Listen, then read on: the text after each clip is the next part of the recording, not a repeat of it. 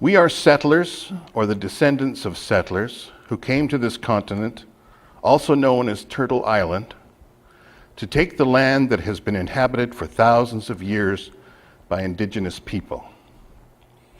In most cases, that land was taken unjustly, and the treatment of original peoples of this land by the settlers has so often been unjust. Today, I speak to you from the traditional territories of the Haudenosaunee, the Neutrals, and the Anishinaabe peoples. We honor these people by remembering our responsibility to them. We must offer more than words.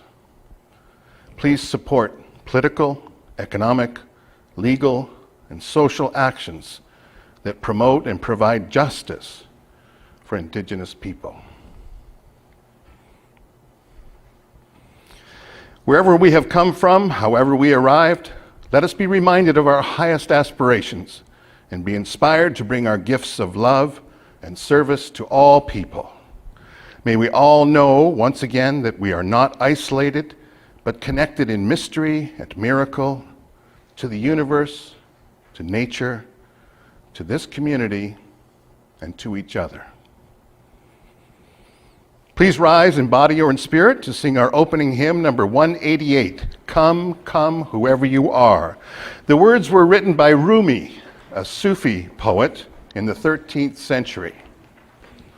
We'll sing it through once all together, and then we'll sing it without the piano as a round, with each side of the congregation singing their part as it comes around. We have song leaders today to help us. Margaret will lead this side, and on this side we have Anna and Corliss. Those of you who know how this goes, sing loudly to help our many guests today. Oh, right. And the last line that we will be singing will be, what is? So you've broken your vow. Vow, okay, yeah. We'll end on that. All right. Signal when to do that. So the way we end it, Margaret will sing when we break, the final lines will simply be, though you've broken your vows 1,000 times, though you've broken your vows 1,000 times. She'll guide you with that. Okay, Stephen, take it away.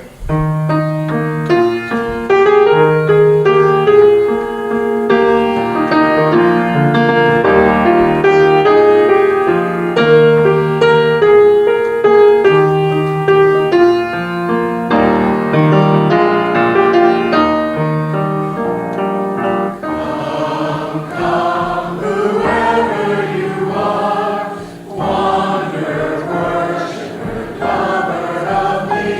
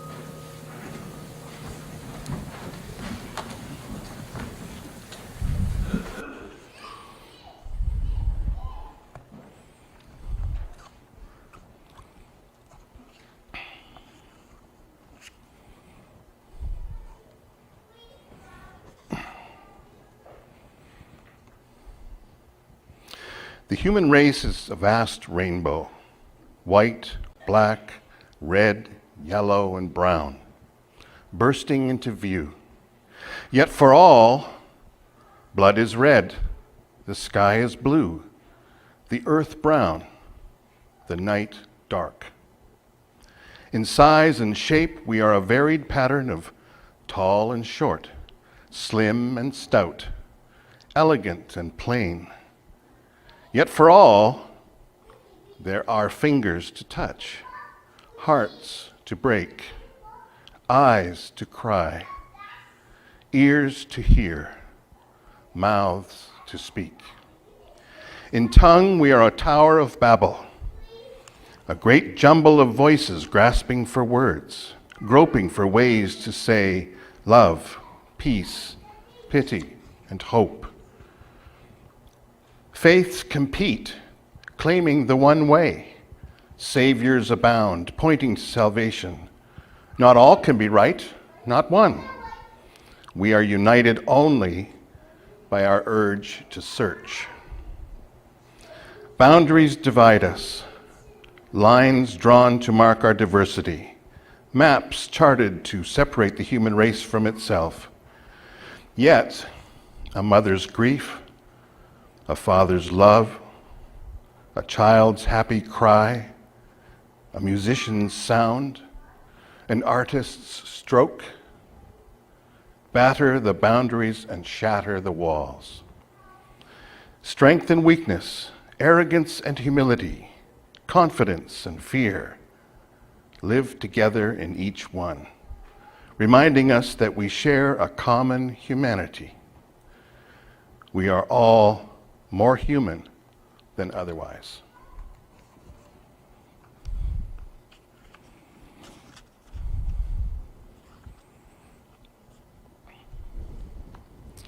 Now we'll light the chalice. I believe the words to the chalice lighting are in your order of service. Let this flame be to us a symbol of the wholeness we seek.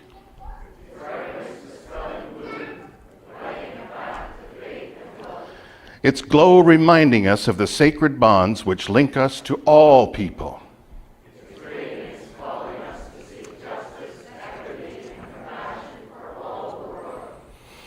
Love is the doctrine of this church. The quest for truth is its sacrament, and service is its prayer. To dwell together in peace, to seek knowledge in freedom, to serve humanity in harmony with the earth, thus do we covenant together. We have a guest reader today for our Story for All Ages. Jan Hansen is a Lutheran Christian who usually is part of leading church services. He often plays music at church, and it says here, sometimes they allow him to preach, since they don't have to pay him for it. He has recently retired from elementary school education. Jan Hansen. Okay, so kids are coming up.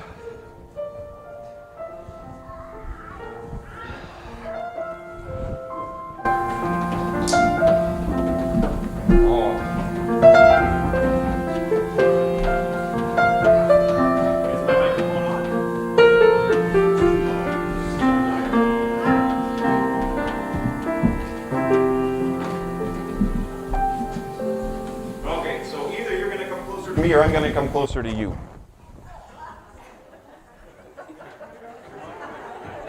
I'm happy either way. I'm just not sure the cameras would be.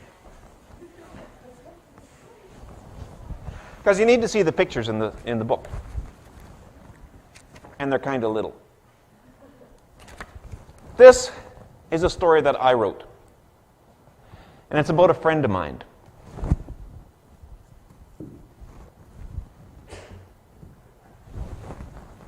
Because I know the people at the back can't see the pictures, I brought a larger picture for them. For those who can't see, this is the cat. And on your way out, there's a couple of illustrations from the book that are facing the front door. Now, This is the cat. This is also the cat. You see, the cat is a person. I have a friend whose name is Kathy, and she's a foster mom.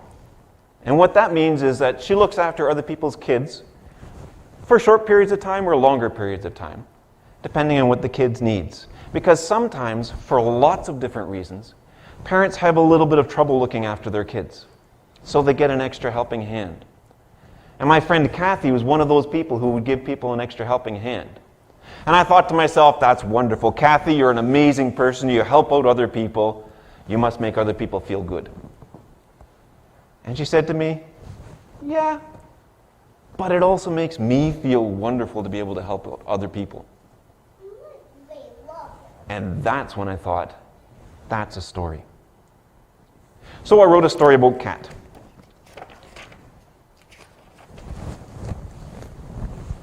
Once there was a cat. She was a strong cat, caring, brave, lonely. On a dry summer day, the cat met a young rabbit. "I'm hungry," said the rabbit, "and I can't find anything green to eat." The cat smiled, wrapped her arms around the rabbit, and said, "I will look after you, dear little one. I will give you my love." The cat took the rabbit to her home and fed him a big bowl of salad. And the rabbit felt loved. On a gray fall day, the cat met a young moose. "I'm tired," said the moose, "and I have no place to sleep." The cat smiled, wrapped her arms around the moose's neck as far as she could reach, and said, "I will look after you, dear little one. I will give you my love." The cat took the moose to her home and gave him a bed to sleep in. And the moose felt loved. On a stormy winter day, the cat met a young raccoon. The raccoon had fallen through the ice and into a puddle. She was shivering and wet. When the cat saw the raccoon, she smiled, wrapped her arms around the raccoon, and said, "I will look after you, dear little one. I will give you my love."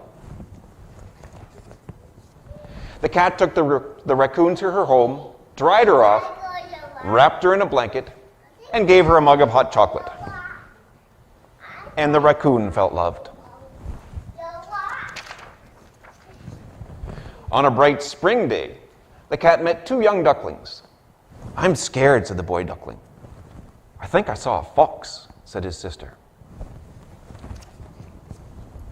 The cat smiled and wrapped her arms around the ducklings. Inside that hug, there was no room to be afraid. Even the cat felt warm and safe.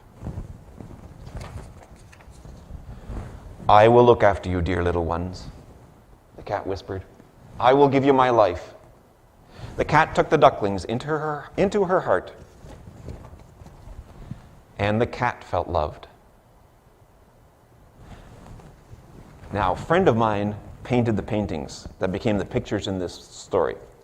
Because I can do words, I can't do paintings. And we talked about it a little bit. And she put some of the ideas behind the story into the paintings.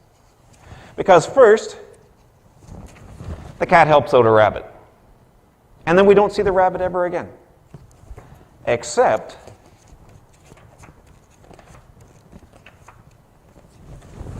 can you see who's in the picture on the wall? There's a rabbit on the wall. She's helping out somebody else, but she remembers this good thing that she did for somebody else. That rabbit mattered. That rabbit was important. And then we don't see the moose, and she helps out a raccoon. But who's on the wall? There's a moose and a rabbit. And then we don't see the raccoon anymore, and she's helping out ducklings. But the other animals she helps have their pictures on the wall still, because they mattered. They were important. When you help somebody out, yes, it helps them out. But it makes you feel wonderful while you're doing it. Now today we're doing a bit of an interfaith thing, where people who have different perspectives are coming and talking with us. She also put that in his book.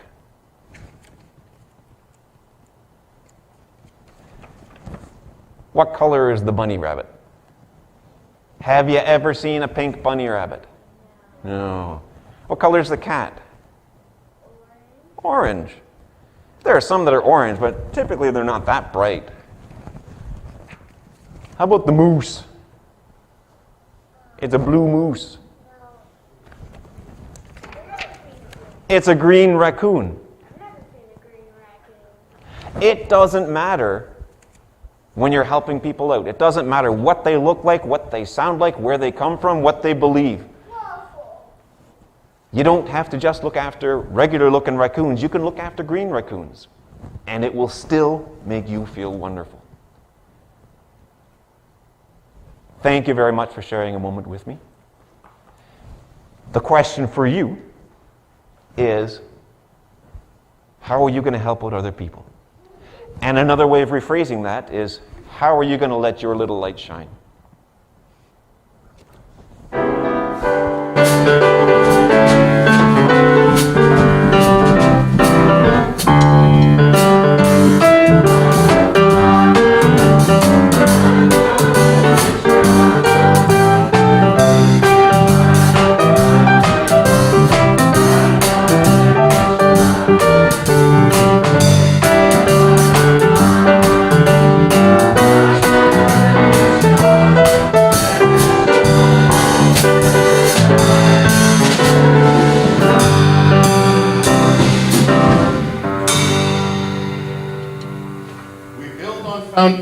We build on foundations we did not lay. We warm ourselves at fires we did not light. We sit in the shade of trees we did not plant. We drink from wells we did not dig. We profit from persons we did not know. We are ever bound in community. We offer many thanks to all of us for our generous support of this community. We will now take up the offering. If you're a visitor to this church today, we invite you to let the basket pass. Your presence here with us will be your gift, is gift enough. Thank you. 1, 2, 3.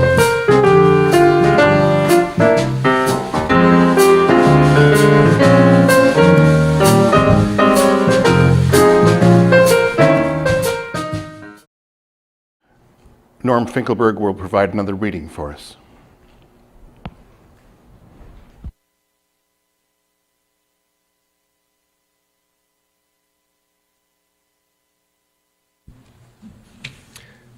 This is a prayer written by Rabbi Harold Kushner, who's perhaps best known for having written the book, Why Bad Things Happen to Good People. Let the rain come and wash away the ancient grudges and bitter hatreds held and nurtured over generations. Let the rain wash away the memory of the hurt, the neglect. Then let the sun come out and fill the sky with rainbows.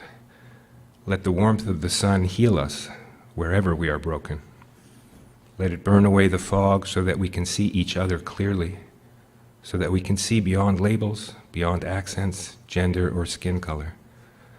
Let the warmth and brightness of the sun melt our selfishness so that we can share the joys and feel the sorrows of our neighbors. And let the sun be so strong that we will see all people as our neighbors. Let the earth, nourished by rain, bring forth flowers to surround us with beauty. And let the mountains teach our hearts to reach upward to heaven. Amen.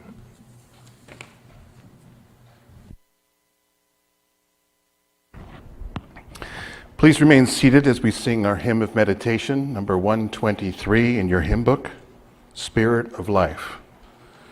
This hymn will be followed by a minute of silence and then a musical meditation.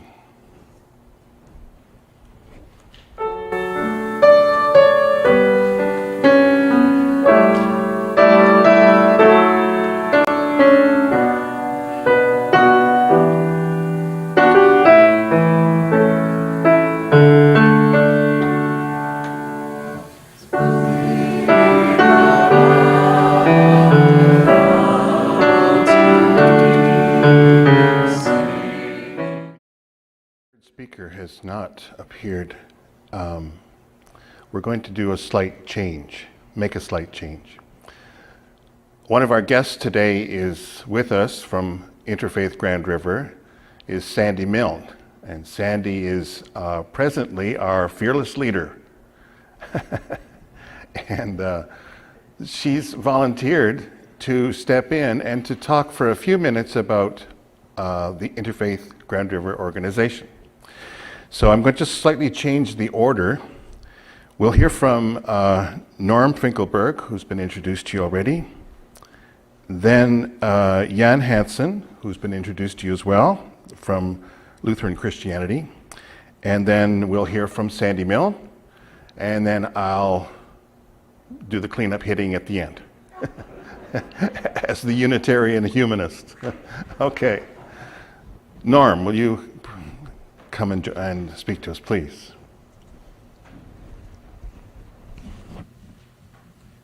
Good morning again. It's a pleasure and an honor for me to be here to share your service and tell you a little bit about my experience with Interfaith Grand River.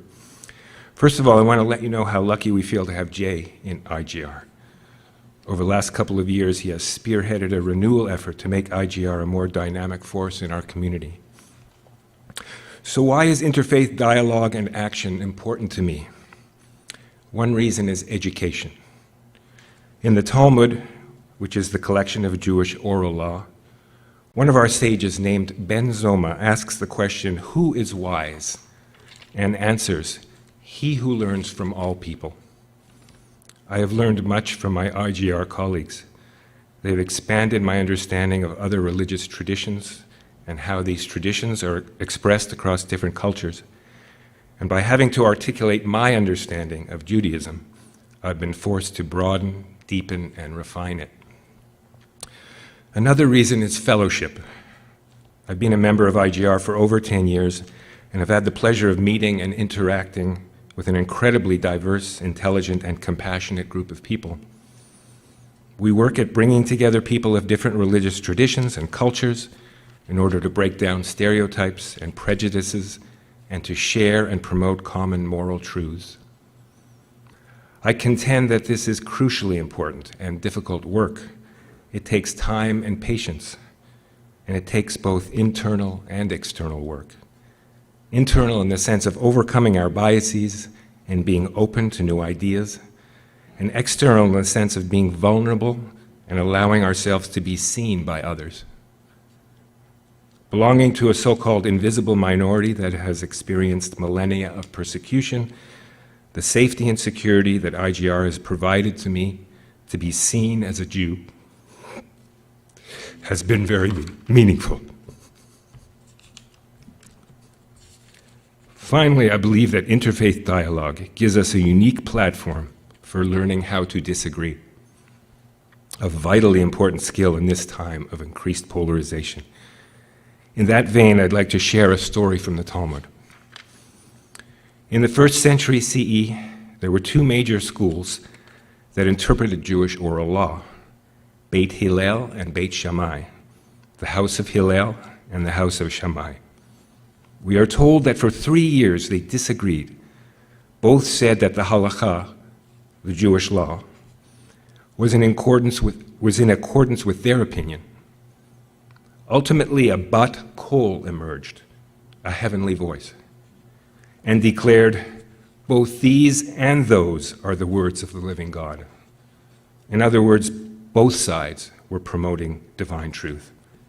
However, the divine voice continues, the law is in accordance with the opinion of Beit Hillel.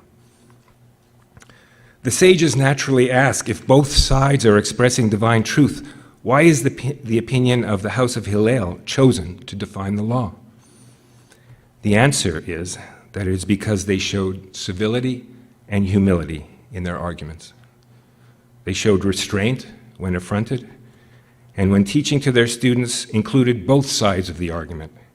In fact, they prioritized the arguments of Beit Shammai when citing a dispute, out of respect to Beit Shammai.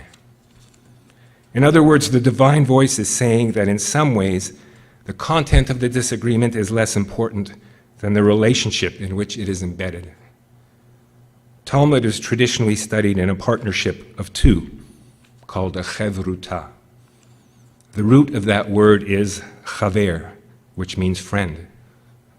So the key to fruitful disagreement is for it to be embedded in a relationship where we feel secure enough to let our guard down, to consider ideas contrary to our own, to feel comfortable enough to be our authentic selves, and to not take our ball and go home when we feel uncomfortable or offended. I believe IGR comes pretty close to that ideal. It's a work in progress, of course, and that's why I'm still a member. Thank you.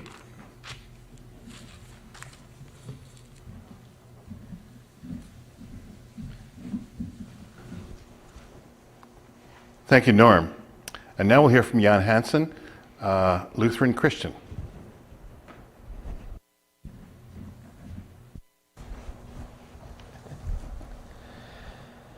So I got into interfaith dialogue to help me understand others. I'm a teacher, and I believe that learning solves problems. I believe that most conflict stems from fear, and that understanding is the enemy of fear.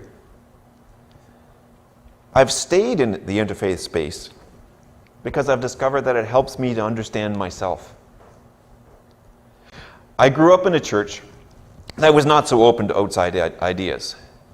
If we did not like a new procedure, it was deemed too Catholic, or too much like what those other Lutherans do. We didn't get along with them because they're different in ways that we didn't understand. It was very much a team mentality. Our team wears blue shirts, so we only listen to what people with blue shirts have to say. Then the approach of my church started to change and open up a little. When I was a teenager, my mom came home from a Bible study at church with an idea that we're all climbing the same mountain and are simply taking different routes to get there. We may both be headed for the summit, but while I may be on one side facing north and climbing a cliff, you may be on another side at a much higher elevation but facing southwest and walking down the gentle slope of a valley. And if you look at either one of us, it looks like we're doing something totally different. The implication is that I have no grounds on which to judge you because I don't have the big picture. I only have my picture. This mountain idea made the thought of exposure to different ideas less threatening. We aren't talking about what belief is right or wrong. We're talking about what speaks to you and what speaks to me. And that allowed my curiosity to take control, because I wonder about what your picture looks like. And I find you less scary when I better understand what you see. So my starting point in interfaith dialogue was to understand the people around me. I was expecting this would rock my world somewhat and threaten the foundations of my belief. Weirdly, I found my own faith strengthened. If I have to explain what I believe, I have to think it through, put it in some semblance of order in my own head. This leads me to a deeper understanding of myself. In addition, when we engage in interfaith dialogue, we may find points of commonality where we agree with each other. And that strengthens my sense of humanity as a whole organism. We may find points of difference. I may test my belief against this difference and find that I'm satisfied with my point of view, or that I need to reconsider my point of view. We may discuss an idea that I've not considered before, and that deepens my own understanding of what I believe. Exposure to other people's points of view helps me to explore my own. In engaging in interfaith dialogue, a challenge has become apparent to me. I find that interfaith dialogue is much easier than intra-faith dialogue. It's easier to talk deeply with people on other teams than it is to talk deeply with people on my own team. People from different faith groups are expected to have different beliefs in some issues. So that's fine. and we'll learn from that.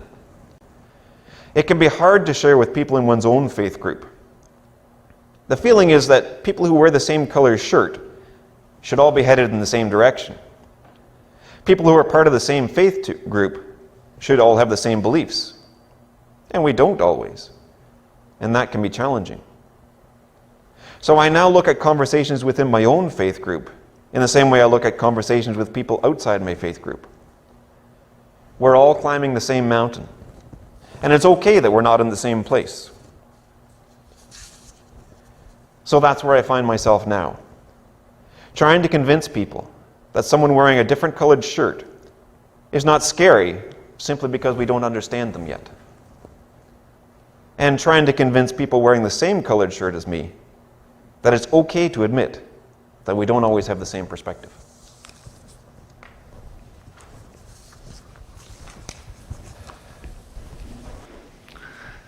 Thank you, Jan.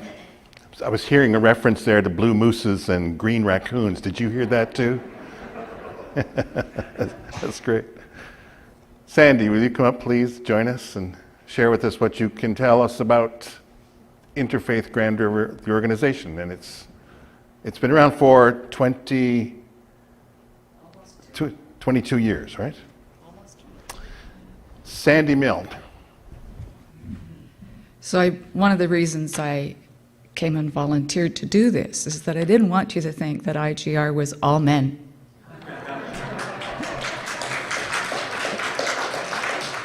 The person who's not here is Dua, and Dua is a Muslim woman, and I expect that Ramadan has caught up with her this morning. Certainly I cannot conceive of not eating between sunrise and sunset. That's a long time. At any rate, Interfaith Grand River. My name, I'm Sandy, last name is Milne, like in Winnie the Pooh. My real name is Alexandra, but I never go by that, so there you go. I'm a Roman Catholic Christian. Yeah, Jan, there was lots of that. Too Catholic, too Protestant. I remember growing up in my little town and being told, don't even go up the steps, you know, they might try and catch you.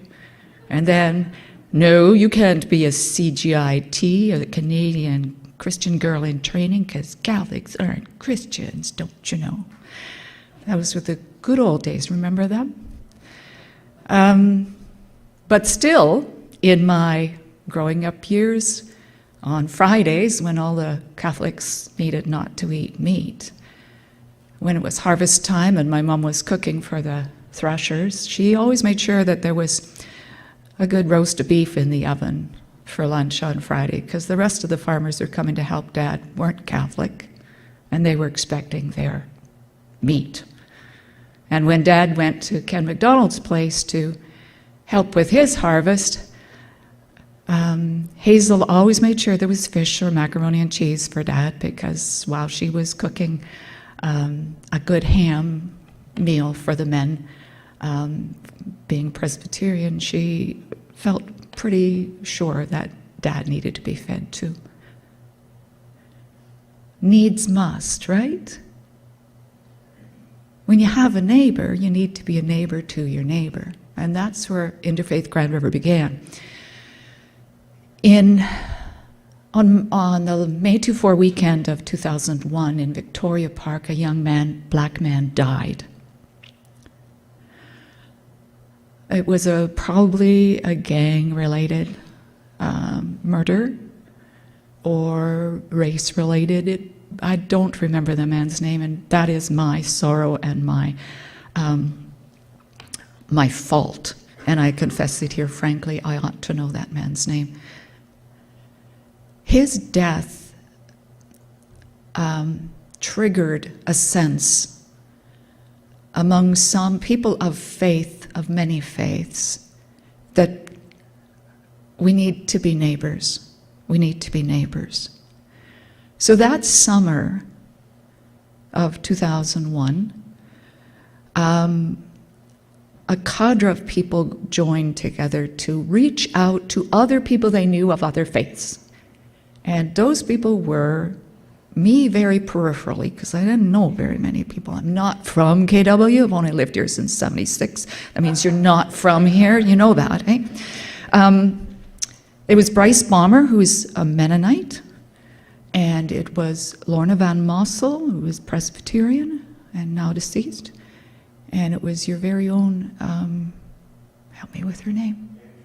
Anne Treadwell. Your very own Anne Treadwell. And they consulted with each other and started making phone calls. Who would like to talk about how people of faith, whatever faith means, how people of faith can work together to make a better community?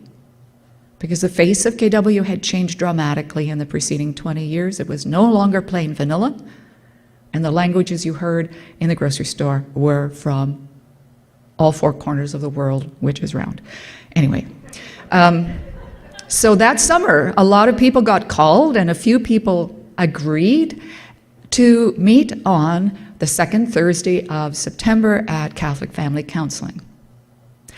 The second Thursday of September of 2001 was the 13th of September. It was 2 days after 9/11. There were about 25 of us sitting around a table in that room, in shock, like the rest of the Western world was that day.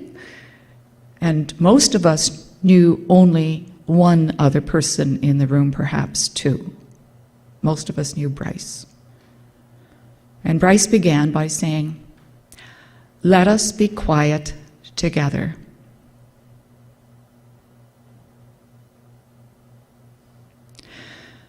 Before the end of that meeting, that desperate group of people who did not know each other, could not remember each other's names, had decided two things. One is that we would issue a statement based on something written in New York and edited by the Jewish member who was there that day, and it went in the paper. We didn't know what to sign at the bottom of that statement because we didn't have a name. We didn't have anything except the fact that we had gathered once, and the other thing we decided is that we would gather again. We've met every month since September 2001, except twice. Once we had a scheduling difficulty with our location, and the second one was in March of 2020. We've met every other month since then. And our purpose is to be together first as people, as red blood, if you cut it, oxygen breathers, folks who seek meaning. I don't need to tell you a lot, but I want to tell you two tiny stories about the effect that Interfaith Grand River has had. About 4 years in, Chatter walked in with a turban on. And we said, "Chatter, you're wearing a turban." And he said, "Yes. I took my turban off. I'm a Sikh. I took my turban off when I moved to England about 15 years ago because I needed to get a job, and I wouldn't be able to get a job with a turban on. So I took my turban off, and I cut my hair, and I cut my beard, and I passed as a Sikh. But I continue to want to assume the full impact of my tradition. Because you people here in this room are willing to stand up and say, yes, I'm a Catholic, yes, I'm a Lutheran, yes, I am a Hindu, yes, I am a Muslim, yes, I am a Jew, yes, I am, yes, I am. I have found the courage to stand up and say, yes, I am a Sikh, and I am growing my beard, and I am growing my hair, and thank you for that. A couple of months later, an Anglican minister walked into the room and said, I have a really, really, really difficult meeting to go to. I can't stay, but I'm asking you please to pray for me while I go to this meeting. This is the same person who had come to me after a meeting about a year and a half earlier and said, those people aren't really people of faith. I don't think I belong here. I contend that we're called to be neighbors to each other, to do what we can to be together. The purview of Interfaith Grand River is to promote harmony through dialogue, through encounter. I'm going to wear my Catholic hat for a minute. Pope Francis says that encounter is the only way. Happen to believe him. Thanks.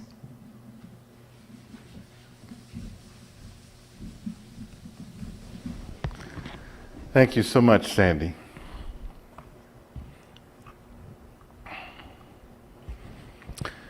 So I am Jay Moore. I am a member of this congregation, a Unitarian, and I label myself as a humanist.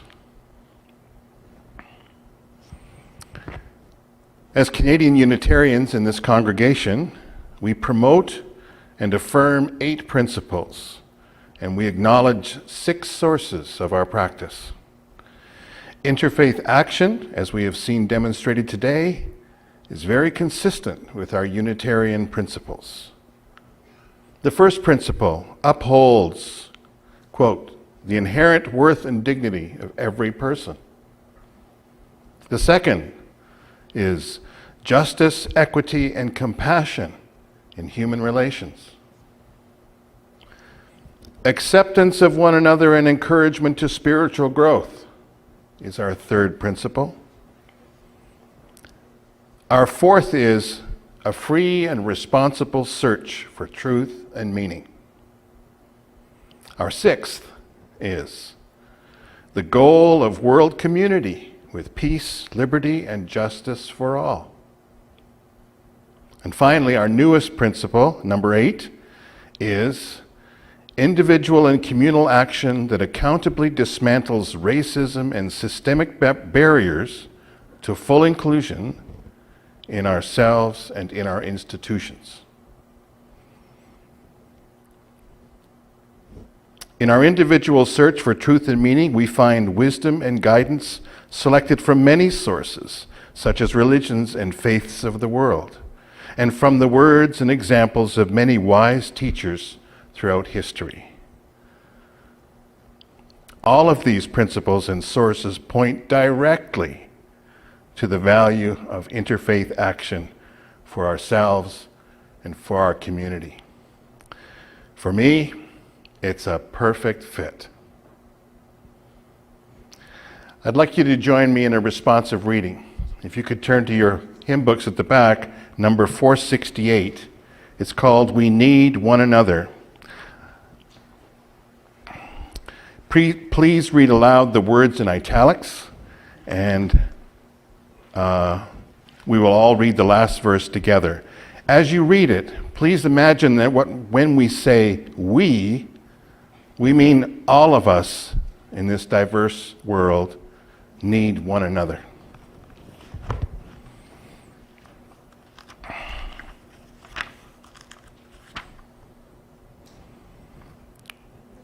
We need one another when we mourn and would be comforted.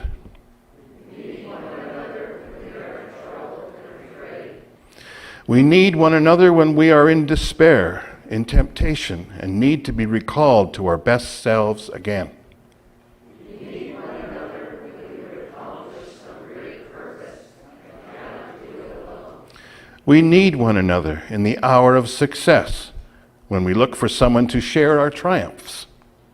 We need one another in the hour of defeat, when with encouragement we might endure and stand again.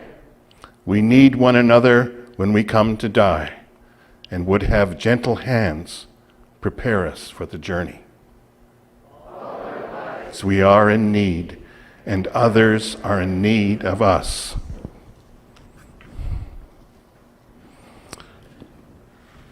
Please turn to number 346 to sing our final hymn. Come sing a song with me.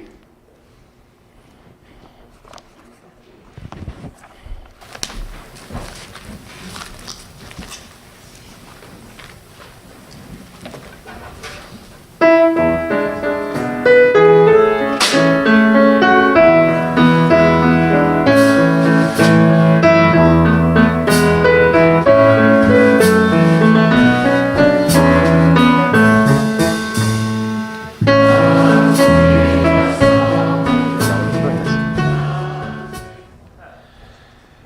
These are words I like to end worship with in my church.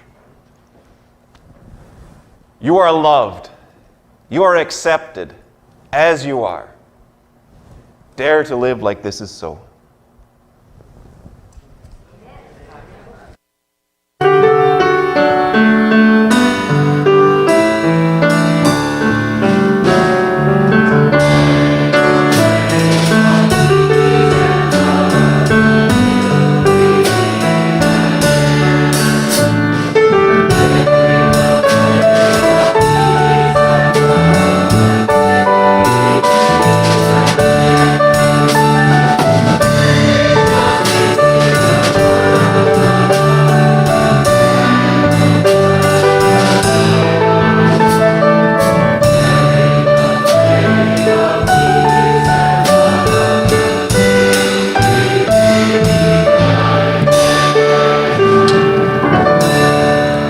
And all the people said, Amen.